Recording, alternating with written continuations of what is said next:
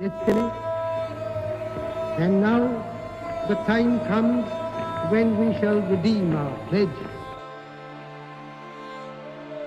भगत सिंह ने फांसी के फंदे को चूमा था सिर्फ एक आजाद हिंदुस्तान देखने के लिए। रानी लक्ष्मीबाई ने अपने बच्चों को पीठ पर बांधकर तलवार उठाई थी ताकि आने वाली पीढ़ियां आजादी की सांस ले सकें। लाखों हिंदुस्तानियों ने अपने खून से इस जमीन को सींचा था सिर्फ इसलिए कि एक दिन यह देश आजाद होगा। लेकिन जब वह दिन आया तो उस जमीन को एक लकीर से दो हिस्सों में बांट दिया गया। We shall redeem our pledge, not wholly or in full measure, but very substantially.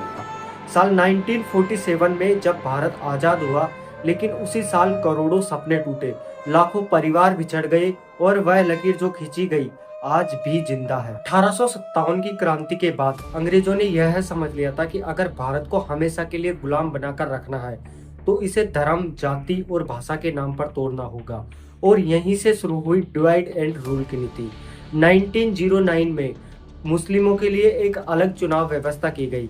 इसके बाद देश के कोने कोने में दंगे करवाए गए और धर्म के नाम पर नफरत फैलने लगी और लोगों के दिलों में शक पैदा किया गया।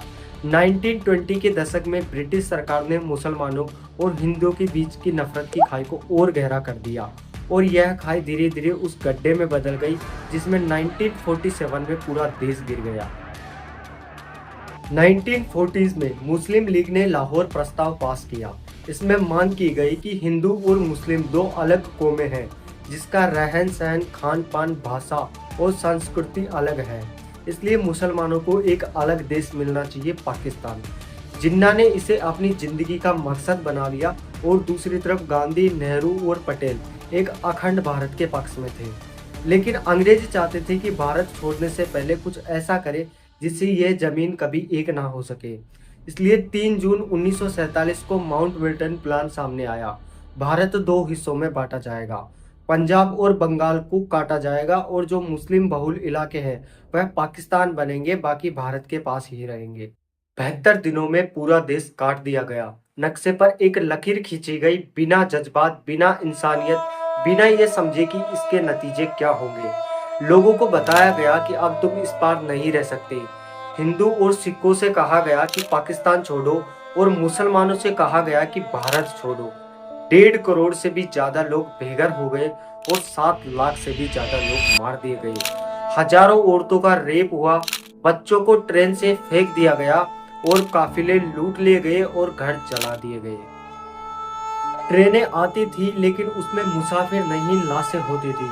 लोग अपना सब कुछ छोड़कर जान बचाकर भाग रहे थे और मजहब इंसान से बड़ा हो गया था। लुधियाना का अब्दुल अपनी मां को पीठ पर उठाकर पाकिस्तान की तरफ निकल पड़ा था। रास्ते में हमला हुआ और मां को काट दिया गया। अब्दुल आज भी सरहद के उस पार एक कब्रिस्तान खोज रहा है जहां शायद उसकी मां दफन है। अमृतसर की शांति देवी 3 बच्चों को खो चुकी थी। हर रोज एक ही बात कहती थी कि आजादी तो मिली लेकिन जिंदा कौन बचा। हमने इतिहास से कुछ नहीं सीखा। हमने मजहब को इंसानियत पर जीत दिलाई। हमने जमीन को मां समझा लेकिन भाईचारे को रोंद दिया। हमने आजादी तो हासिल कर लिया लेकिन उसका मतलब खो दिया। जिस भारत का सपना भगत सिंह ने देखा था, क्या हम उसकी ओर बढ़ रहे हैं? जिस आजादी के लिए लाखों लोगों ने जान दी थी, क्या हम उसके काबिल साबित हुए हैं? इसे सोचने की जरूरत है, क्योंकि इतिहास सिर्फ किताबों में नहीं लिखा जाता, वह उस इंसान के चेहरे पर भी लिखा हुआ होता है जो अपने घर, अपने लोग, अपनी पहचान को खो चुका है। और अगर हमने आज भी कुछ नहीं बदला तो वो लकीर जो नक्शे पर खींची गई थी वो हमारे दिलों में हमेशा ही जिंदा रहेगी।